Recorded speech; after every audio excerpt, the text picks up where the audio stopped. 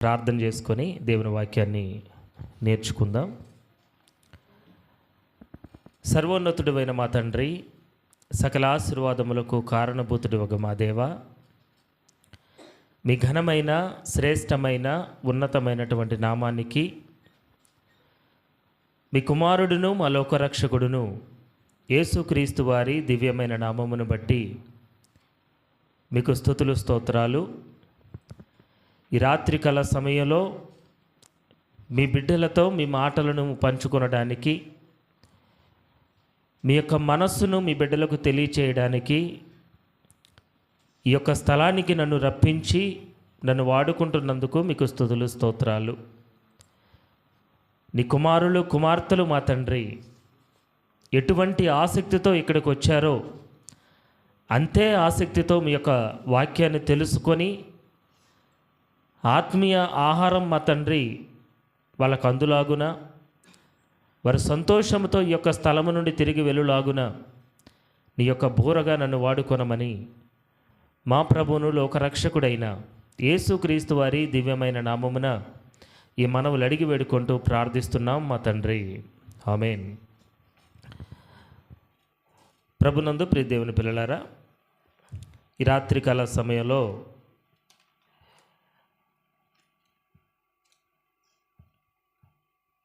మన సేవకులు పేరు విక్టర్ పాల్ గారు, ఎందుకంటే పేరు అలవాటు లేక నాకు రావట్లేదు. సరే, విక్టర్ పాల్ గారి యొక్క జన్మదినాన్ని పురస్కరించుకొని ఈరోజు తండ్రి అయినటువంటి దేవుడు ఒక మంచి అవకాశాన్ని ఆయన మాటలను వినడానికి మనకు అనుగ్రహించాడు. అందును బట్టి ముందుగా దేవాది దేవునికి కృతజ్ఞతాస్తుతులు తెలియజేస్తూ, ప్రతి సందర్భంలోనూ మనం ఈ జన్మదినాన్ని గురించినటువంటి ఎన్నో వర్తమానాలు మనం వింటూనే ఉన్నాం. అది వీర్రాగపురంలో చాలా ఎక్కువ, చాలా మెసేజ్లు ఉన్నాయి, కొన్ని వందల మెసేజ్లు విని ఉంటాం ఇప్పటికి మనం. ఎందుకంటే ప్రతి జన్మదినానికి ఖచ్చితంగా సువార్త కూడిక జరగకుండా ఇక్కడి నుంచి ఏది వెళ్ళదు. కాబట్టి ఈరోజు నేను జన్మదినం గురించి మాట్లాడలేదు, కానీ బైబిల్లో ఒక వ్యక్తి గురించి, దేవుడు అతనిని పరీక్షించినటువంటి విధానాన్ని గురించి మనం నేర్చుకోవడానికి ప్రయత్నం చేద్దాం. ఒకసారి ఆదికాండము 22వ అధ్యాయము 12వ వచనాన్ని మనం చూడగలిగితే, ఆదికాండము 22వ అధ్యాయము 12వ వచనం. అప్పుడు ఆయన, ఆ చిన్నవాని మీద చేయి వేయకము, అతనినేమీ చేయకము, నీకు ఒక్కడయ్యున్న నీ కుమారుని నాకియ్య వెనుతీయలేదు, కాబట్టి నీవు దేవునికి భయపడువాడవని ఇందువలన నాకు కనబడుచున్నదని నేను. చాలండి. ఇక్కడ అప్పుడు ఆయన అన్నాడు. ఆయన అంటే ఎవరు? ఈ మాటలో చాలా సందర్భాల్లో మనం చదివాం కదా. ఎప్పుడైతే మనం ఈ వచనం చదివామో, ఆయన అంటే ఎవరు అన్నప్పుడు పై వచనాలు చదివే వాళ్ళు ఎంతమంది ఉన్నారు? చేతులు ఎత్తండి. ఇక్కడ అంటే ఈ ఆయన ఎవరో క్లారిటీ లేదు మనకి. ఆయన అనగానే అసలు పైన ఏం జరిగిందో ముందుకెళ్ళిపోతున్నాం. అసలు ఆది కాండంలోనే నువ్వు ఆ పిల్లోడి మీద చెయ్యొద్దంటే ఏ పిల్లోడు? ఇస్సాకు. అంటే ఇస్సాకును మొరియా పర్వతం మీదకు తీసుకెళ్ళి అక్కడ బలించేటువంటి సందర్భంలో ఫైనల్గా అన్నీ జరిగిపోయినాయి. బలిపీఠం కట్టడం అయిపోయింది, దాని మీద బాబును పడుకోబెట్టడం అయిపోయింది. కత్తి పట్టుకొని ఇలా పైకి లేపినటువంటి సమయంలో దేవుడు ఒక్కసారిగా ఏమంటున్నాడు? ఆగు అన్నాడు. ఒక్కసారిగా ఆగిపో అన్నాడు. మనమైతే కత్తి దిగిపోయేది కిందకి. ఎందుకని? ఎనం. అవునా కదా? కత్తి దిగనన్నా దిగేది, లేదంటే కత్తి ఎత్తేటప్పుడే మనం అనుకుంటాం, ఏంటి ఇక రావట్లేదు పిలుపు. ఏం పిలుపు? దేవుని పిలుపు, ఆగమనే పిలుపు ఇంకా రావట్లేదండి. ఇలాంటి ఆలోచనతో కత్తెత్తామనుకో అసలు ఆ పిలుపు రానే రాదు. ఎత్తిన కత్తి ఎత్తినట్టే ఉంటుంది కానీ కిందకి దిగదు. ఈ సందర్భంలో అబ్రహాము గారు మాత్రం మనసులో ఎలా ఉన్నాడంటే పర్ఫెక్ట్గా ఉన్నాడు. దేవుణ్ణి నమ్మేటువంటి విషయంలో అసలు ఏమాత్రం కూడా ఆయన నిర్లక్ష్యం కానీ అల్ప విశ్వాసం కొంచెం కూడా ఆయనకి లేదు. దేవుడు ఇమ్మన్నాడు, నేను ఇచ్చేస్తాను అంతే. కత్తి పైకెత్తాడు, దేవుడు అతని మనసును చూశాడు, ఒక్కసారిగా నువ్వు ఆగు అన్నాడు అని ఆయన మాట్లాడుతున్నాడు. దేవుడు మాట్లాడుతున్నాడు. అందుకు ఆయన, ఎవరు ఇప్పుడు మాట్లాడేది? దేవుడు మాట్లాడుతున్నాడు. ఆయన ఆ చిన్నవాని మీద చెయ్యివే అంటే దాని అర్థం ఏంటంటే ఆ చిన్నవాని నువ్వేమీ చెయ్యొద్దు, అతన్నేమీ చేయకము, నీకు ఒక్కడై ఉన్న నీ కుమారుణ్ణి నాకియ వెనుతీయలేదు కాబట్టి నీవు. ఇందుని బట్టి నాకేమర్థమైందో తెలుసా? దేవుడు అంటున్నాడు, ఇందుని బట్టి నాకేమర్థమైందో తెలుసా? దేవునికి భయపడువాడవని అర్థమైంది అన్నాడు. అదేంటంటే దేవుడికి భయపడేవాడు కాదా అబ్రహాం గారు? అంతకుముందు అర్థం కాలేదా? అంటే ఈ విషయం దేవుడికి అర్థం అవ్వడానికి ఇప్పుడు అబ్రహాం గారు వయసు ఎంతో తెలుసా? ఎంత? 120 సుమారుగా ఉన్నాడు. 125 సంవత్సరాలు సుమారుగా ఉన్నాడు ఇప్పుడైనా. 125 సంవత్సరాలు దేవుడి కొరకే బ్రతికాడు, మళ్ళీ దేవుని మాట మీదే బ్రతికాడు. మరి ఇన్ని సంవత్సరాల్లో ఎప్పుడూ అర్థం కాలేదా దేవుడికి? అంటే దేవుడికి భయపడేటువంటి వాడని నిరూపించుకోవడానికి అబ్రహాం గారికి పట్టినటువంటి సమయం ఎంతో తెలుసా? 125 సంవత్సరాలు పట్టిందంట. కానీ ఏ విషయంలో అర్థమైంది దేవుడికి? ఏ విషయంలో అర్థమైంది? మీకు అర్థం కాల. దేవునికి అర్థమైంది ఏమని? ఇదిగో నువ్వు నాకు భయపడుతున్నావు అనేటువంటి విషయం దేవుడికి అర్థమైంది. ఓకేనా? ఎందును బట్టి? ఆఖరికి ఒక్కగానొక్క కుమారుణ్ణి కూడా తీసుకొచ్చిమ్మంటే ఏం చేస్తున్నావు? నువ్వు ఇచ్చేస్తున్నావు, అసలు వెనకాట్లా. అంటే కుమారుణ్ణి తీసుకెళ్ళి ఇచ్చేసినంత మాత్రానే దేవుడు ఇదిగో నువ్వు నన్ను బాగా ప్రేమించేస్తున్నావు, నిజంగా నువ్వు నా కుమారుడివి, నువ్వు నాకు భయపడేవాడివి అని డిసైడ్ అవ్వట్లేదండి. ఒక విషయాన్ని మనం గమనించాలి ఇక్కడ. అబ్రహాము గారిని దేవుడు పరీక్షిస్తున్నాడు. మొదటి వచనంలో ఉంది కదా, పరిశోధించను అని ఉంది. అంటే దేవుడు అబ్రహాము గారిని పరీక్షిస్తున్నాడు. ఈ పరీక్ష ఎంతకాలం నుంచి అంటే సుమారుగా 125 సంవత్సరాల నుంచి దేవుడు ఆయన్ని పరీక్షిస్తూనే ఉన్నాడు. ఇది ఫైనల్ టెస్ట్, ఇది ఆఖరి పరీక్ష. ఒక రకం తర్వాత కూడా ఉన్నాయి అనుకోండి. ఈ పరీక్ష అయిన తర్వాత దేవుడు ఏమంటున్నాడంటే ఇదిగో నువ్వు నాకు భయపడేటువంటి వాడివి అన్నాడు. మనం కూడా దేవుడికి ప్రార్థన చేస్తుంటాం కదా. ఎంతసేపు చేస్తాం చెప్పండి దేవుడికి ప్రార్థన? ఎంతసేపు చేస్తాం? మీరు విన్నారో లేదో కానీ ఎప్పుడన్నా ఒక చిన్న కథ ఉందండి. ఒక సేవకుడు చెప్పాడు. ఒక ఆవిడ ఇంటి ముందంట ఒక పెద్ద కొండ ఉందంట. ఏముంది? పెద్ద కొండ ఉంది. ఇంకొక ఆవిడ ఇంటి ముందు లేదు. ఉదయాన్నే సూర్యుడు రాగానే ఆవిడ ఇంట్లో గుమ్మంలో నుంచి లోపలికి సూర్యుడు ఇంట్లోకి పడుతుండంట. ఈమె ఇంట్లో పట్టల. ఈమెకి అన్ని కష్టాలు, బాధలు, ఇబ్బందులు అన్నీ వచ్చినాయి. ఎందుకు? కొండడ్డు ఉంది కాబట్టి. కొండడ్డు ఉన్నందుకు కూడా కాదు, సూర్యుడు వచ్చి ఇంట్లో పట్టల. మనం ఇల్లు కట్టేటప్పుడు కూడా చూడండి, మ్యాక్సిమం సూర్యరశ్మి అనేది ఎక్కడ పడాలి? ఇంట్లో పడాలి. ఖచ్చితంగా ఇంట్లో అది పడితేనే మన కష్టాలు పోతాయి, లేకపోతే పోవండి. ఎక్కడుందో తెలుసా బైబిల్లో? ఎక్కడుంది? లాస్ట్లో తెల్ల పేపర్ ఒకటి ఇచ్చారు చూడండి, దాని మీద రాసుకుంటే ఉంటుంది అంతే, ఎక్కడా ఉండదు. అది నిజమండి, ఎక్కడా ఉండదు. మనం పెట్టుకునే కట్టుబాట్లు, మనం పెట్టుకునే సాంప్రదాయాలు, మనం పాటించే ప్రతిదీ.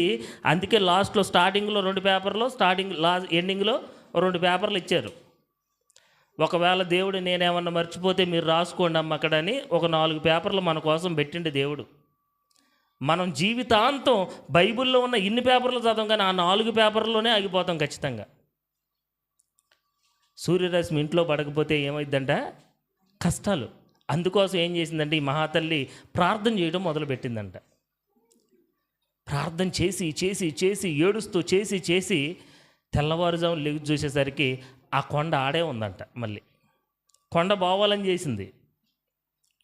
ఆ కొండ నా ఇంటి ముందు నుండి పోవాలి ప్రభు అని ప్రార్థన చేస్తే తెల్లారు లేచేసరికి కొండ కూడా ఆడే ఉందంట మళ్ళీ. అప్పుడు అంటుంది, నేను ఎప్పుడో అనుకోండి ఇది బోధని. ఏంటది? అది బోధని నేను ముందే అనుకున్నా, అది బోలా.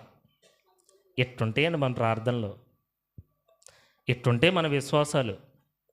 దేవుణ్ణి ఏదన్నా అడిగేటప్పుడు దాన్ని పొందుకోవాలి అన్నటువంటి ఉద్దేశంతో అడుగుతూ, కానీ పొందుకునేంతవరకు మాత్రం నిలబడం. ఒకసారి చేస్తాం, 2 సార్లు చేస్తాం, 3 సార్లు చేస్తాం ప్రార్థన, అంతే అయిపోయింది. అంతే, ఎంత అడిగినా ఈయన ఇవ్వట్లేదు, వదిలేస్తాం. కానీ అబ్రహాం గారు 125 సంవత్సరాలు పరీక్షింపబడ్డాడు. ఆయన 125 సంవత్సరాల తర్వాత దేవుడు ఒక చిన్న సర్టిఫికేట్ ఇచ్చిండు ఆయనకి. ఏంటో తెలుసా? ఇదిగో నువ్వు నాకు భయపడేటువంటి వాడివి. ఈ సర్టిఫికేట్ దేవుడి దగ్గర నుంచి వచ్చింది, సేవకుడి దగ్గర నుంచి రాలా, లేదా పక్కనున్న పక్కింటి వాళ్ళ దగ్గర నుంచి రాలా, మనల్ని పొగిడేటువంటి వాడి దగ్గర నుంచి రాలా. ఎక్కడి నుంచి వచ్చింది ఈ సర్టిఫికేట్ అంటే? దేవుడి దగ్గర నుంచి వచ్చింది. మరి ఈరోజు దేవుడు మనను చూసి ఇదిగో నువ్వు నాకు భయపడేటువంటి వాడు అని అనగలుగుతున్నాడా? మనకొద్దా ఇది? మనం పాస్ అవ్వద్దా ఇందులో? మనకు సర్టిఫికేట్ వద్దా? ఇవేమీ లేకుండానే మనకు దేవుడు జాబ్ ఇచ్చేస్తారా? ఏ జాబు? పరలోకం. అక్కడికి పంపించేస్తారా డైరెక్ట్గా? లేదండి, చదవాలి, పాస్ అవ్వాలి, సర్టిఫికేట్లు రావాలి ఖచ్చితంగా. క్రైస్తవ జీవితంలో ఎప్పుడైనా కానీ ఈ భక్తులందరూ ఎందుకోసం ప్రయాసపడుతున్నారా అంటే దేవుడి నుంచి ఆ మాట కోసమే ప్రయాసపడుతున్నారు వీళ్ళంతా. దానికోసం సంవత్సరాలు కష్టపడుతున్నారు. 125 సంవత్సరాల తర్వాత అంటుంటే దేవుడు, అంతకుముందు అనలేదే ఆయన్ని? అంతకుముందు కష్టాలు లేవు ఆయనకి? అబ్రహాం గారు అంతకుముందు పరీక్షింపబడలేదా? ఎన్నో సంవత్సరాలు పరీక్షింపబడండి ఆయన. ఆయన ఎలాంటి పరీక్షలు ఎదుర్కొన్నాడో కొన్ని మనం చూద్దాం ఈరోజు. మొట్టమొదటిగా ఆయనకి పరీక్ష అనేది ఎక్కడి నుంచి మొదలైందంటే తండ్రి ఇంటి దగ్గర నుంచే మొదలైందండి. ఎక్కడి నుండో తెలుసా? తండ్రి ఇంటి దగ్గర నుంచే. ఆయన ఉన్నటువంటి ప్రాంతంలో, ఆయన ఉన్నటువంటి దేశంలో ఆ నిమ్రోదును పరిపాలించినటువంటి రాజు, ఆయన పేరు నిమ్రోదే. ఎవరో తెలుసా? ఈ నిమ్రోద్ ఎవరో తెలుసా? అబ్రహాం గారు తండ్రి దగ్గర ఉన్నప్పుడు ఊరు అనేటువంటి ప్రాంతంలో ఉన్నాడు కదా, అక్కడ ఉన్నటువంటి ఆ ప్రాంతానికి రాజు పేరు నిమ్రోదు. ఈ నిమ్రోద్ ఎవరయ్యా అంటే మన నోవాహు గారు ఉన్నారు చూడండి, నోవాహు గారికి మునిమనవుడైన. ఏమండి, నోవాహు ఎంత పెద్ద నీతిమంతుడండి, దేవునికి ఎంత దగ్గరగా నడిచినటువంటి వాడండి. నోవాహు గురించి మునిమనవుడు తెలిసి ఉండదా? తెలిసి ఉంటుందా లేదా? ఖచ్చితంగా తెలిసి ఉంటుంది. ఎవరు? నోవాహు కుమారుడు ఎవరు? 3 ఉన్నారు కదా, పేర్లు ఏంటండి? అందులో ఎవరు కుమారుడు? హాము. ఒకసారి చూడండి, నోవాహు కుమారుడు హాము, ఆయన కుమారుడు కూషు, ఆయన కుమారుడు ఈ నిమ్రోదు. అంటే మునిమనవుడు. అర్థమవుతుందండి? మునిమనవుడు. ఈయన రాజు అయ్యాడు. ఇప్పుడు రాజు అయినటువంటి ఈయన ఎలా పరిపాలన చేస్తే చాలా బలవంతుడండి మళ్ళీ. కానీ ఎలా పరాక్రమశాలని పిలువబడ్డాడు బైబిల్లో. కానీ ఈయన ఎలా పరిపాలన చేస్తున్నాడో తెలుసా? దేవునికి విరుద్ధమైనటువంటి పరిపాలన చేస్తున్నాడు, దేవునికి నచ్చనటువంటి పరిపాలన చేస్తున్నాడు. విగ్రహారాధనలు అక్కడ ఉన్నటువంటి మొత్తాన్ని దింపేశాడు, నిజదేవుణ్ణి వదిలేశారు. మొత్తం విగ్రహాలలో మునిగిపోయారు వాళ్ళందరూ. అలా మునిగిపోయి అటువంటి పరిపాలన చేస్తూ ఆఖరికి దేవుని యొక్క చిత్తాన్ని కూడా నెరవేర్చినటువంటి విధానంలో బాబేలు గోపురాన్ని కట్టేటువంటి పనిని పెట్టుకున్నాడు మళ్ళీనా. అటువంటి మూర్ఖుడు ఒక రకంగా చెప్పాలంటే దేవునికి కోపం తెప్పించేటువంటి వ్యక్తి, దేవుని యొక్క న్యాయాన్ని మార్చేటువంటి వ్యక్తి, దేవునికి ఇష్టం లేనటువంటి వ్యక్తి, దేవుని ప్రజల మొత్తాన్ని పాపంలోకి నడిపించేటువంటి వ్యక్తి. అటువంటి వ్యక్తి పరిపాలించేటువంటి పరిపాలనలో ఆ రోజు అబ్రహాం గారు ఉన్నారండి. ఆయన ద్వారా ఎన్నో కష్టాలు వచ్చినాయి. అబ్రహాం గారు పడ్డటువంటి ఈ కష్టాలు మొత్తం కూడా మనకి బైబిల్ గ్రంథంలో మనకి చెప్పబడలేదు, కానీ బైబిల్ మీద కొన్ని రచనలు రాశారండి ఆ ఉన్నటువంటి టైంలో.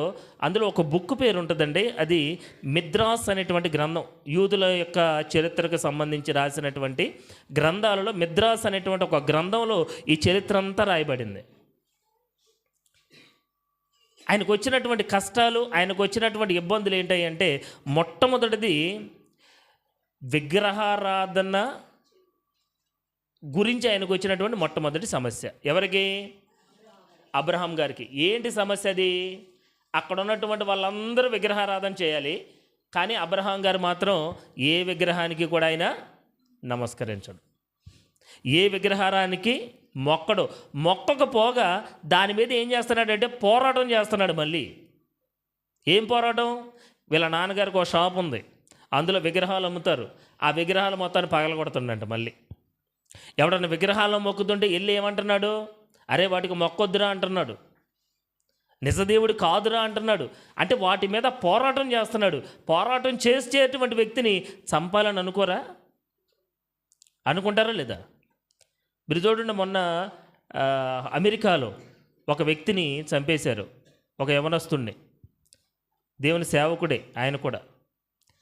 దేని గురించి చంపేశారయ్యా అంటే, అక్కడున్నటువంటి వ్యక్తులకు నచ్చనటువంటి మాటలు చెప్తున్నాడని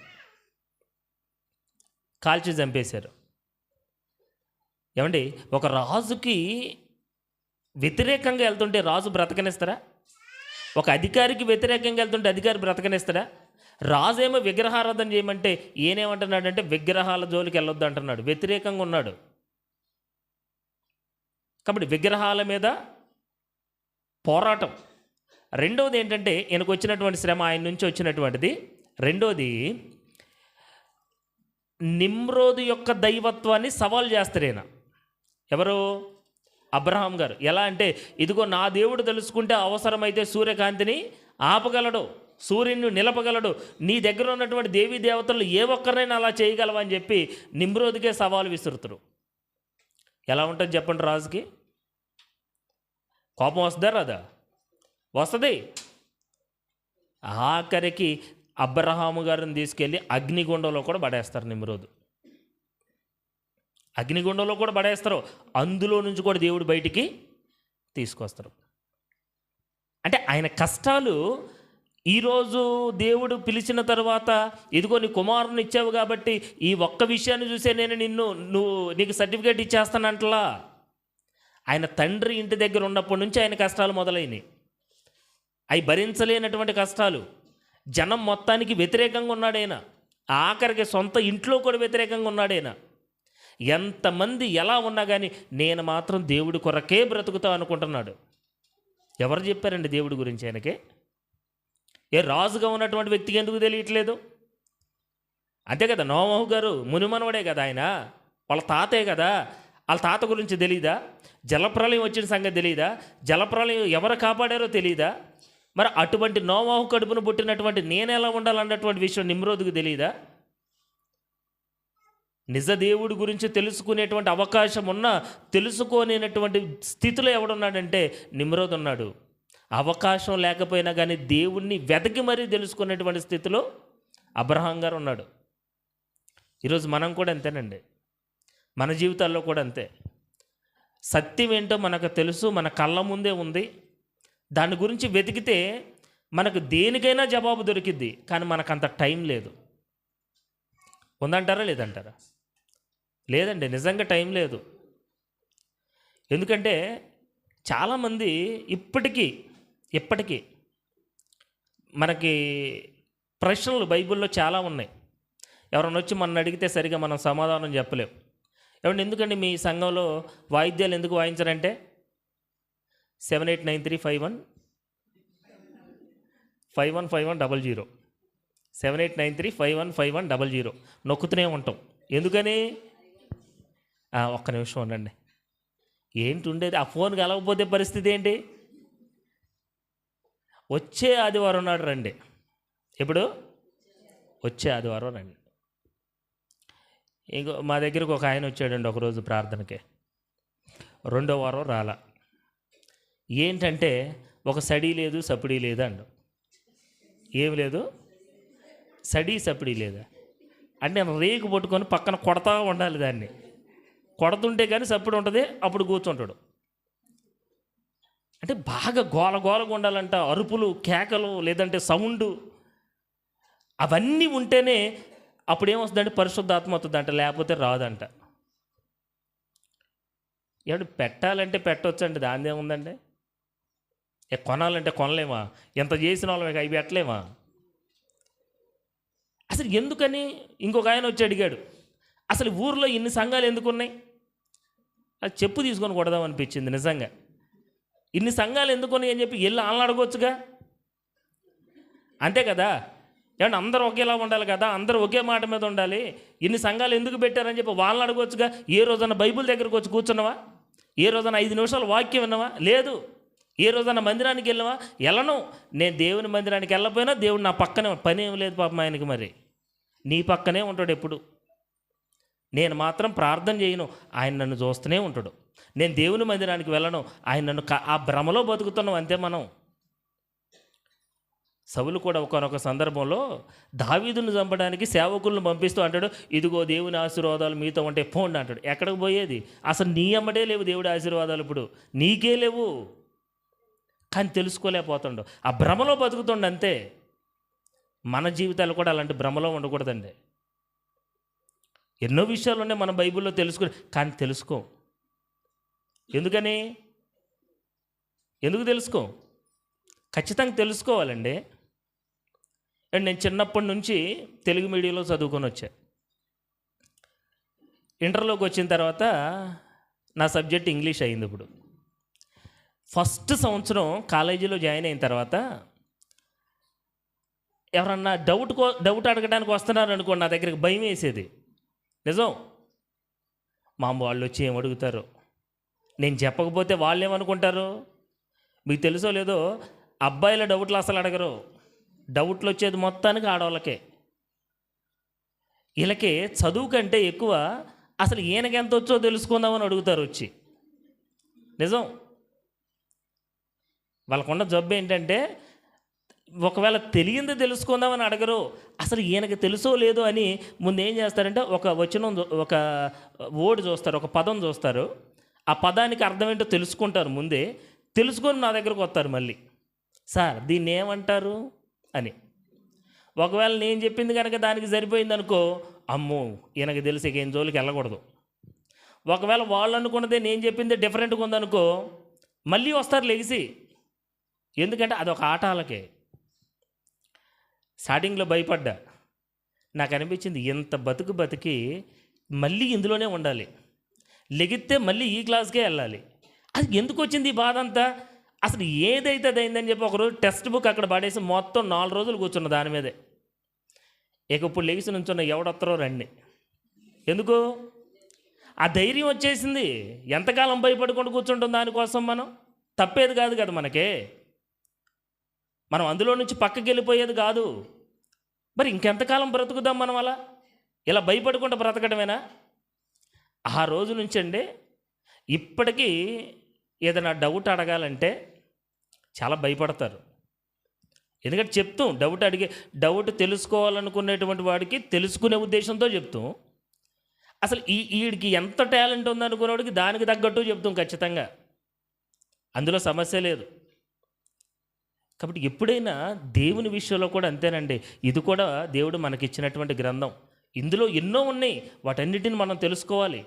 ఇది మనకు అవకాశం ఉంది. ఇప్పుడు అవకాశం ఉన్నప్పుడు కూడా మనం తెలుసుకోం, అది చేసే పెద్ద తప్పు. కానీ అబ్రహాం గారు మాత్రం అవకాశం లేని టైంలో కూడా దేవుడి గురించి తెలుసుకోండు, ఆయన గురించే బ్రతుకుతుండంతే. 199 మంది వ్యతిరేకంగా ఉన్న ఒక్కడ మాత్రం నిలబడిండండి ఆ రోజు. అందుకనే వాళ్ళందరి మీద దేవుని చూపు లేదు, కానీ ఒక అబ్రహాం గారిని మాత్రమే దేవుడు చూసి ఏం చేశాడు తెలుసా? ఏం చేశాడు చూడండి ఒకసారి. అబ్రహాం గారిని పిలిచాడు కదా, నీవు లేచి 12వ అధ్యాయం అండి, 12వ అధ్యాయం 1వ వచనం. యెహోవా నీవు లేచి నీ దేశము నుండి, నీ బంధువుల యొద్ద నుండి, నీ తండ్రి ఇంట నుండి బయలుదేరి నేను నీకు చూపించు దేశానికి. చాలండి. అబ్రహాము గారికి వచ్చినటువంటి రెండవ పరీక్ష ఇది. మనం చదవడానికి చదివేస్తాం కానీ అసలు ఇది పరీక్ష ఎట్ట అయిద్దండి ఇది? ఏమండి, పెళ్లి చూపులకి వెళ్ళాం, అమ్మాయి అబ్బాయి చూసుకున్నారు, ఓకే, ఇద్దరికీ నచ్చింది. అబ్బాయి అమ్మాయికి ఒక కండిషన్ పెడతాడు అప్పుడు. ఏంటంటే, నా పెళ్ళి అయినప్పటి నుంచి మళ్ళా నువ్వు మీ ఇంటికి వెళ్ళకూడదు, మీ అమ్మ మీ నాన్నల్ని చూడకూడదు, మీ అమ్మ మీ నాన్నలతో అసలు మాట్లాడకూడదు, నువ్వు జీవితాంతం అసలు మీ ఊరే నువ్వు వెళ్ళకూడదంటే ఆయన పెళ్లి చేసుకుంటాడు ఎవడన్నా? చెప్పండి, చేసుకుంటారా? ఒకవేళ ఆ టైంలో అమ్మాయి గట్ట, ఇదిగో మీ అమ్మ మీ నాన్నలు మనతో ఉండకూడదు, వాళ్ళకి నేను ముద్ద పెట్టను, వాళ్ళ బట్టలు నేను ఉతకను, వాళ్ళ గిన్నెలు నేను తోమను, వాళ్ళ బతుకు వాళ్ళదే, వాళ్ళ దగ్గర సాగరి చేయమంటే నేను చేయను, కట్టుకున్నావు కాబట్టి నీకు పెట్టమంటే పెడతా అందనుకో, ఆమెను ఎవడన్నా పెళ్లి చేసుకుంటాడా? చేసుకోరు. అంటే పెళ్ళైన తర్వాత పుట్టింటి దగ్గర నుంచి అత్తవారింటికి వెళ్ళేటువంటి స్త్రీ ఆ రోజు ఆ తల్లిదండ్రి కళ్ళలో ఏమొస్తాయి? ఎందుకు వస్తానే నీళ్ళు? ఇది శాశ్వతమైనటువంటి ఎడబాటు కాదు కదా, అంతే కదండి. శాశ్వతంగా వెళ్ళిపోరు కదా. ఈరోజు వెళ్ళిపోతుంది, మళ్ళీ 3వ రోజు తిరిగి వచ్చింది, మళ్ళీ ఇంటికి వచ్చింది. మనం ఎప్పుడు ఫోన్ చేస్తే అప్పుడు మన ఇంటికి వచ్చింది, మనం ఎప్పుడు కావాలంటే అప్పుడు మనం మాట్లాడవచ్చు. ఇన్ని అవకాశాలు ఉన్నటువంటి టైంలో కూడా కూతురు వివాహం చేసుకొని వెళ్ళిపోయేటప్పుడు కళ్ళమ్మటి నీళ్ళు వచ్చేస్తానే. ఆఖరికి కొడుకు వివాహంలో కూడా తల్లిదండ్రులకు ఏడుతున్నారంట. ఇప్పుడు వాళ్ళకి వచ్చేస్తాయి ఎంట బాధ. అంటే అసలు ఇది ఎడబాటు కానే కాదు, దీనికే నువ్వు ఏడుస్తుంటే అబ్రహాం గారిని ఏమన్నాడో తెలుసా? ఇదిగో నీ తండ్రి ఇంట నుండి నీ స్వజనులు మొత్తాన్ని వదిలేసి, అసలు ఆ దేశాన్నే వదిలేసి నేను నీకు చూపించేటువంటి దేశానికి నువ్వు వెళ్ళు. అక్కడికి వెళ్ళిన తర్వాత ఉత్తరాలు రాయటం, అక్కడికి వెళ్ళిన తర్వాత ఫోన్లు ఈ లేవు. ఇక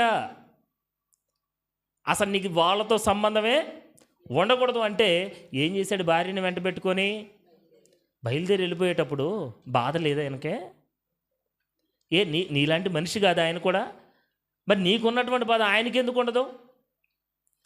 మీ నాన్నను చూడకూడదు నువ్వు మళ్ళీ అంటే, మీ అమ్మను చూడకూడదు నువ్వు మళ్ళీ, నీ అన్నదమ్ములను చూడకూడదు నువ్వు మళ్ళీ, నీ బంధువులను చూడకూడదు నువ్వు మళ్ళీ, నీ పొలాలను వదిలేసాయి, నీ ఇంటిని వదిలేసాయి, అసలు నీకు వాళ్ళతో సంబంధమే లేదు, నువ్వు బయటకు వచ్చేసాయి అన్నాడు దేవుడు. అంతే. అబ్రహాము గారి జీవితంలో ఎదుర్కొన్నటువంటి ఇదొక పరీక్ష. మళ్ళీ గెలిచాడా లేదా ఇందులో? అంతకుముందు నిమ్రోదు దగ్గర గెలిచాడా లేదా?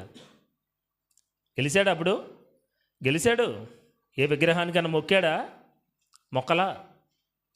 దేవుడు వదిలేసి వచ్చేయమన్న తర్వాత వదిలేసి వెళ్ళిపోయాడా లేదా? వీళ్ళని వెళ్ళిపోయాడు. నెక్స్ట్ 3వ పరీక్ష అబ్రహాము గారి జీవితంలో మనం చూడగలిగితే, సరే వద్దు అనుకున్నటువంటి స్థలాన్ని వదిలేసి వచ్చేసాడు. దేవుడు వద్దన్నటువంటి స్థలాన్ని. ఇప్పుడు వెళ్ళమన్నటువంటి దేశం వెళ్ళిన తర్వాత అక్కడ ఏమైనా హ్యాపీగా ఉన్నాడా? చూడండి ఒకసారి మనం చూడగలిగితే ఆదికాండము 12వ అధ్యాయము 10వ వచనాన్ని మనం చూడగలిగితే, అప్పుడు ఆ దేశంలో ఏమొచ్చిందంట? కరువు వచ్చెను. ఆ దేశంలో కరువు భారముగా ఉన్నందున అబ్రహాము ఐగుప్తు దేశంలో నివసించుటకు వెళ్ళాడు. చాలండి. ఏమండి, దేవుడు మీ అమ్మని మీ నాన్నే నీ దేశాన్ని మొత్తాన్ని వదిలేసి రమ్మని చెప్తే, ఇక్కడికి వచ్చిన తర్వాత ఇక్కడ ఏమొచ్చిందంట? కరువు వచ్చింది. ఇప్పుడు ఏం చేయాలి చెప్పండి? మనమైతే ఏం చేస్తాం చెప్పండి? వెంటనే ప్రార్థన చేస్తాం, అవునా కదా? ఏం చేస్తాం? ఉన్నవా ఎవరు? వాళ్ళందరిని వదిలేసి రమ్మన్నావు కదా, ఇక్కడికి వస్తే నా పరిస్థితి ఎలా ఉంది ఇప్పుడు? తినటానికి ఇశ్రాయేలీయులు ఒకసారి అన్నారు కదా, ఐగుప్తులో నుంచి వచ్చిన తర్వాత అరణ్యంలో ఉన్నప్పుడు మోషే మీద సనుక్కుంటున్నారు. వాళ్ళు ఏమన్నారు? ఏంటి మోషే మా పరిస్థితి? అక్కడ ఉన్నప్పుడే బాగుండేది, ఐగుప్తు దేశంలో మేము తిన్నటువంటి కీరదోసకాయలు, దుంపలు, మాంసము ఇవన్నీ మాకు గుర్తు వస్తున్నాయి. ఇక్కడికి వస్తే మాకు తిండి లేకుండా నువ్వు ఎడుంచావు. ఎవరిని అంటున్నారు? పక్కన ఎవరు దొరుకుతారా తిట్టడానికి అంటారు కదా. అప్పుడప్పుడు మనం కూడా ఇంట్లో అంటూనే ఉంటాం కదా, మా పుట్టింటి దగ్గర ఉన్నప్పుడు వారానికి ఎన్నిసార్లు వచ్చేది చికెను, ఎన్నిసార్లు వచ్చేది, చుట్టూరు డెకరేషన్ కట్టినట్టు కట్టేవాళ్ళం కదా. కానీ ఇక్కడికి వస్తే ఏం లేదు. ఒకప్పుడండి అది, అవునా కదా. తిన్నావు, ఉంది కాబట్టి తిన్నావు. లేనప్పుడు ఏం చేయాలి? సర్దుకోవాలి. లేదు, సర్దుకోవాలంటే బట్టలు సర్దుకోవడం కాదండి, సర్దుకుపోవాలి అంటే అర్థం చేసుకోవాలి అంతే. ఉన్నప్పుడు తింటాం, లేనప్పుడు అర్థం చేసుకోవాలి. ఇక్కడ కూడా అబ్రహాం గారు, నీ తండ్రి ఇంటి నుంచి వచ్చేసేయి, ఇక్కడికి వచ్చి కూర్చుంటే ఇక్కడ ఏమొచ్చిందంట? కరువు వచ్చింది. కరువు వచ్చింది ప్రభువా, మరి ఏంటి తినటానికి అంటలా. ఈయన బ్రతుకు వేట ఈయనే చూసుకుంటున్నాడు అంతే. తిండి గురించి దేవుణ్ణి అడగటం, కష్టం వచ్చిందని, చిన్న జ్వరం వచ్చిందని, ఇవి కాదండి దేవుడికి కావాల్సింది. అసలు ఆయన స్థాయి ఏంటి, మనం ఆయన అడిగేది ఏంటి? అంతే కదా. ఆయన స్థాయి ఏంటండి? నీకు ఒక కేజీ బెండకాయలు తీసుకొచ్చే స్థాయా? మన దేవుణ్ణి అడిగినా అది కొద్దిగా రిచ్గానే ఉండాలి. మనం ప్రతి చిన్న విషయం మనం తీర్చుకునేటువంటి సమస్యలను కూడా మనం దేవుడి దగ్గరికే తీసుకెళ్ళిపోతాం. చిన్న చిన్న విషయాల్లో కూడా ఏం చేస్తాం? ఇప్పుడు చిన్నపిల్లలు ఉన్నారనుకోండి, ఆడు చాక్లెట్ అడుగుతుండో, నీ దగ్గర డబ్బులు ఇస్తే కొనుక్కుంటాడు. దీనికి కూడా ప్రభువా నా కొడుక్కి చాక్లెట్ సహాయం చేయంటే చేతరా? అబ్రహాము గారి జీవితాన్ని మనం చూస్తే దేవుని మీద ఆధారపడట్లేనా, బ్రతకటానికి ఈయన త్రోవ నేనే చూసుకుంటున్నాడు అంతే. ప్రతి విషయంలో దేవుని నిందించట్లా. నిందించడానికి అవకాశం ఉన్నటువంటి టైంలో కూడా దేవుని నేనా మాట అంటలా. అది భక్తి అంటే. ఒక్కసారి అనుకుందాం, మళ్ళీ కరువు వచ్చిందండి. 26వ అధ్యాయం మొదటి వచనం చదవద్దులే కానీ 26వ అధ్యాయం మొదటి వచనంలోకి వచ్చిన తర్వాత అబ్రహాము గారి జీవితంలో అంతకు ముందు ఉన్నటువంటి కరువు కాక మళ్ళీ ఒక కరువు వచ్చిందంట. మళ్ళీ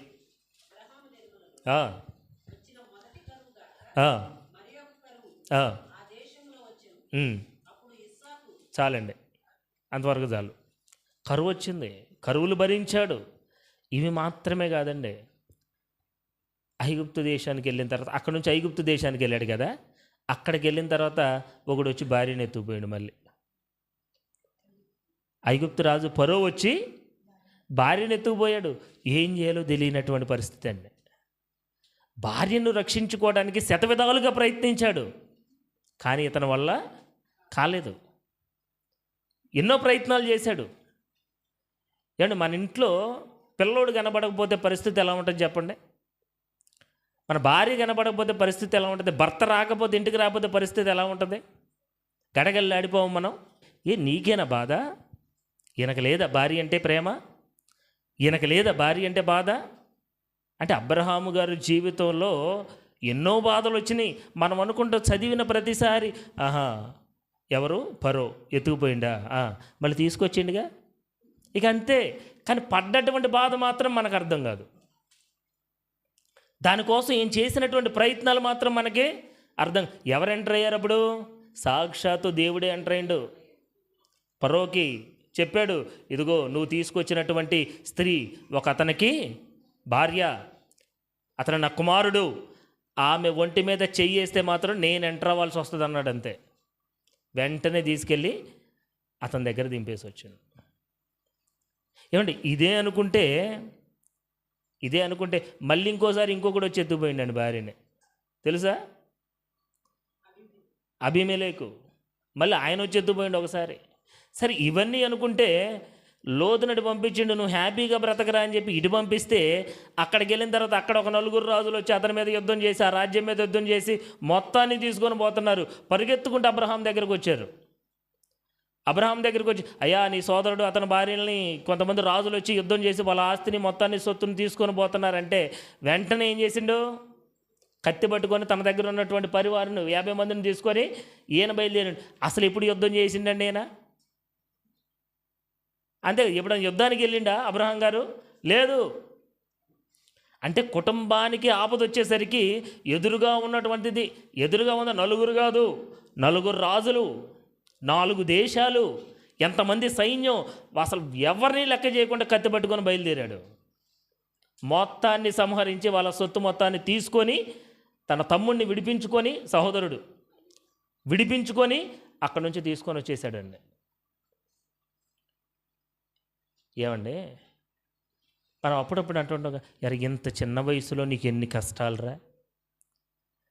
మరి ఇది ఈయన చూస్తే మరి ఈయన వయసు ఎంత, అసలు ఈయన సామర్థ్యం ఎంత, 4 రాజుల మీద యుద్ధానికి వెళ్తాడంటే ఈయన ధైర్యం ఏంటో ఒకసారి ఆలోచించండి.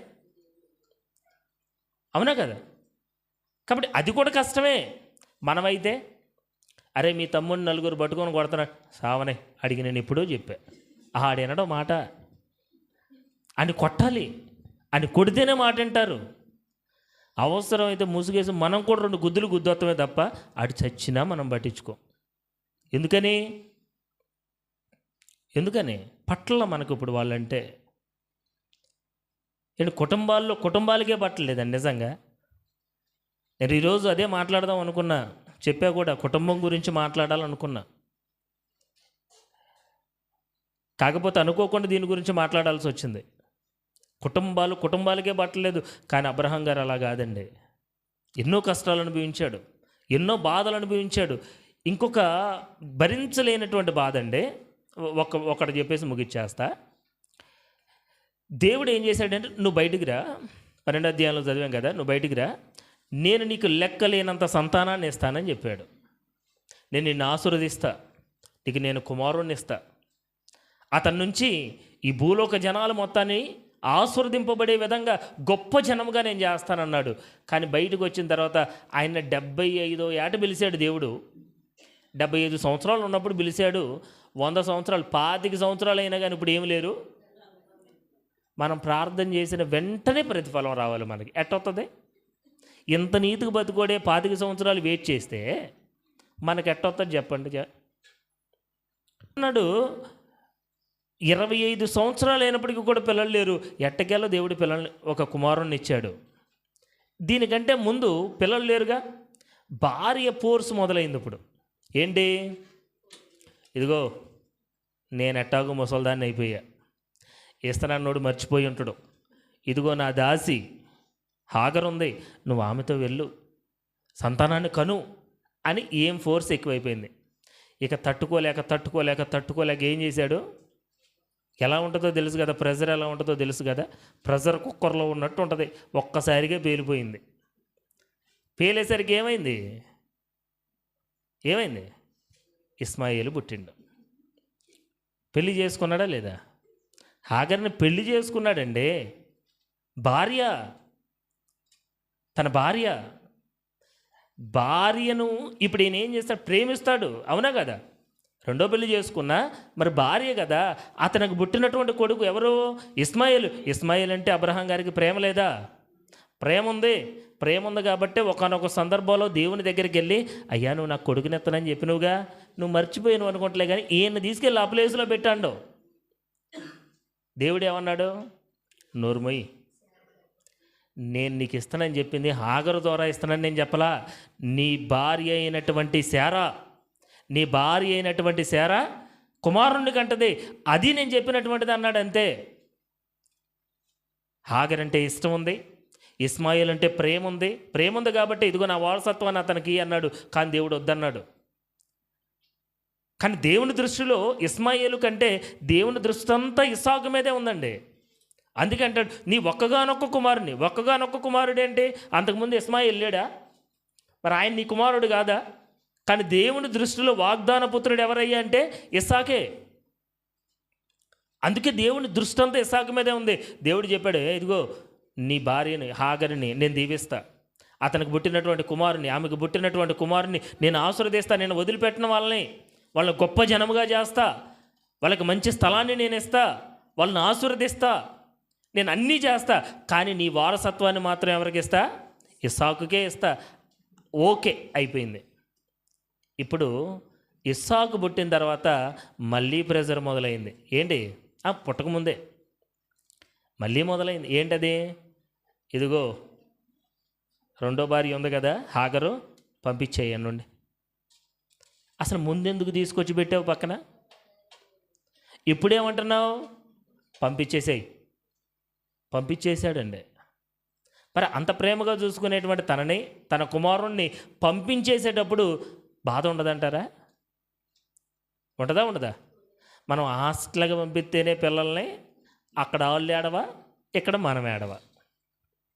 అవును కదా? అలవాటు అయ్యేంత వరకు అసలు ముద్ద తినం, పాపం వాళ్ళు తినరు, వాళ్ళకంటే ఎక్కువ మనకే బాధ. అంటే కుమారుడు కొంతకాలం దూరం అయితేనే, ఒక 2-3 రోజులు హాస్టల్కి వెళ్ళి వచ్చే దీనికే మనం ఎంత ఫీల్ అవుతుంటే, పూర్తిగా వదిలేయమంది వాళ్ళని, పూర్తిగా దూరంగా పంపించేసేయమంటుంది, అసలు వాళ్ళు కనపడకూడదు అంటుంది, వాళ్ళని కలవద్దు అంటుంది. మరి ఎంత బాధపడి ఉంటారు చెప్పండి ఒక తండ్రిగా ఆయన? ఈ బాధల్లో ఎప్పుడైనా దేవుని దూషించాడా? భార్యను ఎత్తుకుపోయినప్పుడు ఎప్పుడైనా దేవుని దూషించాడా? కరువు వచ్చినప్పుడు ఎప్పుడైనా దేవుని దూషించాడా? అంతకుముందు నిమ్రోదు దగ్గర హింసలు పొందినప్పుడు ఎప్పుడైనా దేవుని దూషించాడా? తల్లిదండ్రులు వదిలేసి వచ్చేయమన్నప్పుడు ఎప్పుడైనా దేవుని దూషించాడా? లేదు.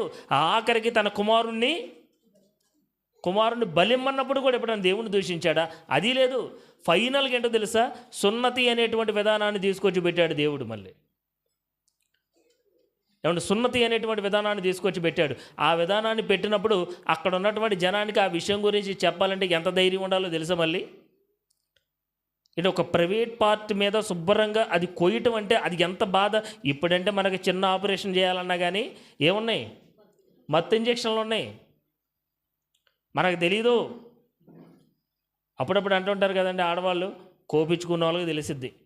కోపించుకున్న వాళ్ళకి ఇప్పుడు తెలియదండి, కోపించోడికే తెలిసిద్ది ఇప్పుడు ఎక్కువ. అవునా కదా? ఏముందండి, ఆపరేషన్ బెడ్ మీద హాయిగా పడుకుంటారు వాళ్ళు, కింద ఉండి తిరుగుడు ఉంటాడు చూడండి, పైకి కిందకి మందులు కానీ డబ్బులు కానీ ఆడికి ఫోన్ చేసి ఈడికి ఫోన్ చేసి. ఈ తిరుగుడుకు తెలిసిద్ది బాధ. వాళ్ళకి బాగానే ఉంటున్నారు, కాకపోతే కొంచెం బాధ.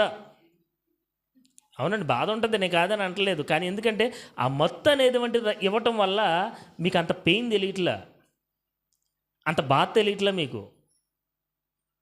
అవునా కదా? మనం దీన్నే బాధ అనుకుంటే మరి ఆనాడు ఉన్నటువంటి కాలంలో మత్తు లేదు, ఏమీ లేదు. మరి అటువంటి విధానంలో మరి సున్నతి చేయించుకోవడం అంటే అది ఎంతకెంత కష్టం. మళ్ళీ అక్కడ ఉన్నటువంటి వాళ్ళందరూ ఒప్పించాలి అది. అంటే ఒప్పుకుంటారా? అరే బ్లేడ్ పెట్టుకుదంత చేతి మీద ఇలా గీత ఎట్ట రారంటే ఎవడన్నా నొత్తరేడకే రాడు. ఎందుకని? నొప్పి. ఏంటి చేతి మీదే ఇంత నొప్పి అయితే మరి ఆ సున్నితమైనటువంటి ప్రాంతంలో ఆ విధంగా సున్నతి విధానాన్ని పెడితే ఎంత బాధ ఉంటుందండి. అంటే కుటుంబం మొత్తం, బంధువులు, ఆ ఊరిలో ఉన్న పతోడు దొరికినట్టు ఇప్పుడు కొయ్యాలంటే ఎంతమంది తిరుగుబాటు చేస్తారు? అవునా కదా? అసలు వాళ్ళందరికీ దేవుడు అంటే భయం ఎక్కడ ఉంటుంది? అసలు భయం లేనోడిని కూడా తీసుకొచ్చి ఇప్పుడు ఏం చేయాలి? ఇప్పుడు అక్కడ సున్నతి చేయాల్సి వస్తుంది. ఇన్ని ఇబ్బందులండి, ఏమంటే ఇన్ని కష్టాలు, ఆయన జీవితం మొత్తం అంతేనండి, పరీక్షలే. మహా అయితే దేవుడు అతనికి చేసినటువంటి ఆశీర్వాదాలు ఒక్కడు చెప్పొచ్చు. ఏంటంటే మనం చెప్పేది కొడుకునిచ్చిండు, ఇది ఒకటే, అంతే కదా? కరువు వచ్చినప్పుడు సరే దేవుడు ఆదుకుంటాడు, నేను కాదని అంటలా. కానీ దేవుడు ఆదుకుంటాడు అని చెప్పి ఈయన పని చేయడం మాత్రం మర్చిపోలా, వదిలేలా. ఈయన ప్రయత్నం ఏం చేసుకోండు. కష్టం వచ్చినప్పుడు కూడా ఆయనే కాపాడతారని ఆయన మీద పడేట్లా ఈయన ప్రయత్నం ఏం చేసుకుంటుండో. మనం కూడా అంతేనండి, కష్టాలు వచ్చినా, బాధలు వచ్చినా, ఇబ్బందులు వచ్చినా, ఏ వచ్చినా, అప్పులు బాధలైనా మనం ప్రయత్నం చేస్తే అవి తీరుతాయి తప్ప నువ్వు ప్రార్థన చేసినంత మాత్రాన అయ్యి తీరో. ఎడ తీరుతాయి? తండ్రి నాకు ఇంత బాధ వచ్చింది, నాకు ఇన్ని కష్టాలు వచ్చినాయి, నాకు ఇన్ని బాధలు వచ్చినాయి, ఇది కాదు మనం మారాల్సింది. నా కొడుకు సరిగా లేడు, నా భార్య సరిగా లేదు, నా భర్త సరిగా లేడు, ఇది కాదు మనం చేయాల్సింది. నువ్వు ఎంతకాలం ప్రార్థన చేసినంత మాత్రాన నీకు ప్రతిఫలం రాదు. దానికంటే ముందు నువ్వు చేయాల్సిన పని ఉంది. ఏంటంటే నీ క్యారెక్టర్ మారాలి, నీ విధానం మారాలి. దేవుని అర్థం చేసుకునేటువంటి విషయం, దేవుని అర్థం చేసుకునేటువంటి మనసు నీకు ఉండాలి. ఇది అర్థం చేసుకునేటువంటి మనసు అంటే అబ్రహాం గారి లాగా ఏ రోజు దేవుడి మీద ఆధారపడాలి. ఆయన దేవుడు నా కుమారుని ఇస్తానని చెప్పాడు, ఇవ్వు ప్రభు అంటలా. ఏం చేశాడు? ఇస్తానని చెప్పినటువంటి వాడు ఖచ్చితంగా ఇస్తాడంతే. ఆ నమ్మకంతో బ్రతుకుతున్నాడు ఆయన. కాబట్టి ప్రియులారా, అబ్రహాము గారికి మనం 22వ అధ్యాయంలో మనం చదివినటువంటి మాట, ఇదిగో ఇందుని బట్టి ఒకసారి చదవండి ఆ మాట. 12వ వచనంలో, అప్పుడు ఆయన ఆ చిన్నవాని మీద చేయి వేయకము, అతనిని ఏమీ చేయకము, నీకు ఒక్కడై ఉన్న నీ కుమారుని నాకియ్య వెనుదీయలేదు గనుక నీవు దేవునికి భయపడేవాడవని. ఇది ఒక్క విషయంలోనే కాదండి, జీవితం అంతా పరీక్షించి 125 సంవత్సరాల తర్వాత దేవుడు ఏమిచ్చాడు? ఒక సర్టిఫికేట్ ఇచ్చాడు. ఇదిగో నువ్వు నాకు భయపడేటువంటి వాడవి. నిజంగా ఈ మాట దేవుడి నుంచి మనం అనిపించుకోకపోతే పరలోకం అనేది మనకు రానే రాదండి. దేవుడి నుంచి అనిపించుకోవటానికి ముందు పక్కన ఉన్నటువంటి మనుషుల నుంచి అన్న అనిపించుకోవాలి మనం. అబ్రహాం గారు అంతేనండి, భార్య చనిపోయింది, శారమ్మ గారు చనిపోయింది, పాతి పెట్టడానికి ఏమి లేదు, స్థలం లేదు. కొత్త దేశంలోకి వెళ్ళాడు, పాతి పెట్టడానికి స్థలం లేదు. అక్కడ ఉన్నటువంటి వాళ్ళని స్థలం అడిగితే వాళ్ళు ఏమన్నారో తెలుసా? అయ్యా, నువ్వు ఎక్కడి నుంచి వచ్చావో కానీ మా మధ్య నువ్వు మహారాజులా బ్రతుకుతున్నావు. అంటే ఆయన క్యారెక్టర్ చూడండి ఎలా ఉందో, ఆయన జీవితం చూడండి ఎలా ఉందో. జనాలు ప్రతి ఒక్కరు ఈయన చూస్తూనే ఉంటారు. మనను కూడా అంతేనండి, మనను కూడా సమాజంలో చూస్తూనే ఉంటారు. మనం చేసేటువంటి పని, మనం మాట్లాడేటువంటి మాట, మనం ఉండేటువంటి తీరు, ప్రతిదీ అబ్జర్వ్ చేస్తూనే ఉంటారు. ఈ అబ్జర్వేషన్లో వాళ్ళు ఏమనుకోవాలి? నిజంగా వీడు దేవుని యందు భయము భక్తితో బ్రతుకుతుండని అనుకోవాలి. నిజంగా అటువంటి జీవితాలు మనకు ఉన్నాయా? మన సహోదరులు మనం చూసి ఆ మాట అనగలుగుతున్నారా? ఇదిగమ్మా నువ్వు చాలా భక్తిపరురాలుగా ఉన్నావు, నువ్వు చాలా భక్తిపరుడుగా ఉన్నావు అని చెప్పి మన పక్కనున్న వాళ్ళు మన అన్నప్పుడు దేవుడు ఎలా సర్టిఫికేట్ ఇస్తారు మనకి చెప్పండి? భార్యాభర్తలు ఇద్దరు మాట్లాడుకుంటున్నారంట. అమ్మ ఇద్దరిలో ఎవరు పరలోకం పోతాం అంటే ఎవరు బావం. ఎందుకని? ఎందుకు పోరు? ఇద్దరి దగ్గర ఉన్నటువంటి ఆ లూప్ హోల్స్ ఇద్దరికీ తెలిసిపోయినాయి. అంటే ఇద్దరిలో ఎవరు తక్కువ వాళ్ళు కాదు. అంటే మనని మనం పరీక్ష వేసుకున్నప్పుడు, మనం ప్రశ్న వేసుకున్నప్పుడు, నిజంగా దేవుడు నాకు పరలోకం ఇస్తారా అని ప్రశ్న మనం వేసుకుంటే మనకు ఆన్సర్ ఏమొస్తుంది చెప్పండి? ఇస్తాడు అనేటువంటి వాళ్ళు చేతులు ఎన్ని ఉన్నాయి చెప్పండి, ఎత్తండి. లేదు, అసలు మనమే ఇవ్వడం అని ఫిక్స్ అయిపోతే ఆయన ఎట్టెత్తారు చెప్పండి? ఇంకా ఏమండి, దేవుడు మనిషిని అర్థం చేసుకోవడానికి ఎక్కువ సంవత్సరాలు పట్టుద్ది. జస్ట్ అప్పటికప్పుడు వ్యక్తిని ఆయన అర్థం చేసుకోగలడు. కొండ మీద ఉన్నటువంటి సిలువు మీద, కొండ మీద ఆయన సిలువేసినప్పుడు యేసుప్రభు వారిని, అక్కడ ఉన్నటువంటి దొంగలలో ఒక దొంగ మారాడా లేదా? ఆయనకి ఎంత టైం పట్టిందండి? సంవత్సరాలు పట్టిందా? దేవుడు ఆయన అర్థం చేసుకోవడానికి సంవత్సరాలు పట్టిందా? పట్ల వెంటనే చెప్పేశాడు, ఇదిగో నేడు నీవు నాతో కూడా పరదేశంలో ఉందువు. అంటే నిజమైనటువంటి మార్పు, అది అర్థమవుతుందండి, నిజమైనటువంటి మార్పు. సరే, ఆ మార్పు వచ్చిన తర్వాత, ఆ మాట దేవుడు పలికిన తర్వాత దానికి తగ్గట్టుగా మనం బ్రతకాలి. అలా బ్రతకకపోతే దానివల్ల ఉపయోగం లేదండి. కాబట్టి ఈరోజు అబ్రహాము గారి జీవితం నుంచి, అబ్రహాము గారిని దేవుడు ఏం చేశాడంటే పరిశోధించాడు. మనల్ని పరిశోధించట్లేదా? మనల్ని పరీక్షించట్లేదా? పరీక్షిస్తున్నాడు. ఈయనైతే అన్ని పరీక్షల్లోనూ పాస్ అయ్యాడు.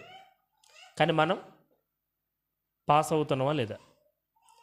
ఒక్కసారి గ్రహించి దీని గురించి తెలుసుకొని దేవుణ్ణి అర్థం చేసుకునేటువంటి విధానంలో మనం ఆలోచించాలని మీ అందరికీ తెలియజేస్తూ, ఇంత మంచి అవకాశం ఇచ్చి మాట్లాడించినటువంటి తండ్రి అయినటువంటి దేవునికి, అదేవిధంగా మన సేవకులకి నా హృదయపూర్వక వందనాలు తెలియజేస్తూ నా మాటలు ముగిస్తూ ఉన్నాను. మీ అందరికీ వందనాలండి.